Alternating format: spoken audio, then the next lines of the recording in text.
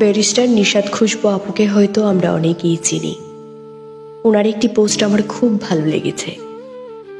তিনি লিখেছেন, আমার নিজের একটি বাড়ি নেই, দামি একটি গাড়ি নেই, লকারে ভরিতে ভরিতে স্বর্ণ নেই, ব্যাংকের অ্যাকাউন্টে লক্ষ কোটি টাকা নেই, বিয়ের এত বছর পরেও একটি সন্তান নেই। এমন অসংখ্য নেইয়ের মাঝেও আমি নিজেকে সম্পূর্ণরূপে পরিপূর্ণ মনে করি। তার কারণ কি জানেন? আমার জীবনে কারো সাথেই কোনো প্রতিযোগিতা নেই, কাউকে পেছনে ফেলে সামনে যাওয়ার তাড়না নেই, কারো সামনে নিজেকে প্রমাণ করে দেখিয়ে দেওয়ার প্রবণতা নেই, জোর করে কোনো কিছুই আঁকড়ে ধরে রাখার প্রয়োজন বোধ নেই।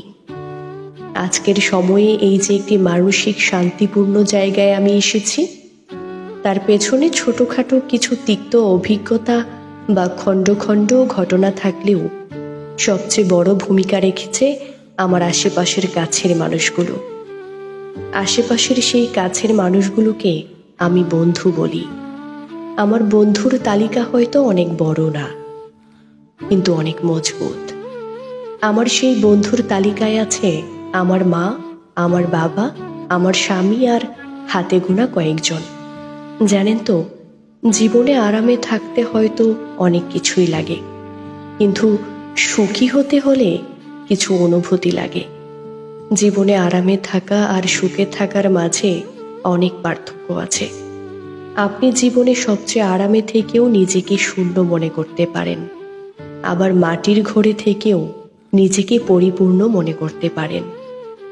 জীবনের এই পর্যায়ে এসে আমার কাছে পরিপূর্ণতা মানেই হলো আমার কাছের মানুষগুলোর সঙ্গ, নিজের প্রতি আত্মবিশ্বাস আর আল্লাহর প্রতি অকৃত্রিম ভালোবাসা। এই কথাগুলো মন দিয়ে শুনলে হয়তো আপনি উপলব্ধি করতে পারবেন কথাগুলো কতটা গুরুত্বপূর্ণ। তিনি লিখেছেন, তার একটি বাড়ি নেই, দামি গাড়ি নেই, লকারে ভরিতে ভরিতে স্বর্ণ নেই, ব্যাংকের অ্যাকাউন্টে লক্ষ কোটি টাকা নেই, বিয়ের এত বছর পরেও একটি সন্তান নেই। এমন অসংখ্য নেইয়ের মাঝেও তিনি নিজেকে সম্পূর্ণরূপে পরিপূর্ণ মনে করেন। কারণ শুধু কয়েকটা জিনিস: কারোর সাথে প্রতিযোগিতা নেই, কাউকে পেছনে ফেলে সামনে এগিয়ে যাওয়ার তাড়না নেই, কারো সামনে নিজেকে প্রমাণ করে দেখিয়ে দেওয়ার প্রবণতা নেই, জোর করে কোনো কিছু আঁকড়ে ধরে রাখার প্রয়োজন বোধ নেই। এই কয়েকটি জিনিস আমাদের প্রতিটা মানুষের মধ্যে যদি থাকতো, আমরা প্রকৃতপক্ষেই সুখী হতাম।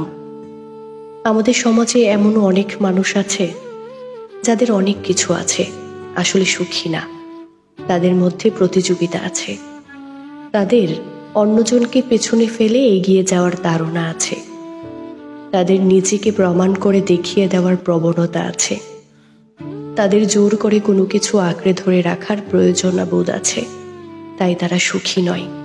আমাদের জীবনে এই কয়েকটি জিনিস যদি আমরা মানতে পারি, তাহলে আমরা প্রকৃত সুখী হতে পারবো।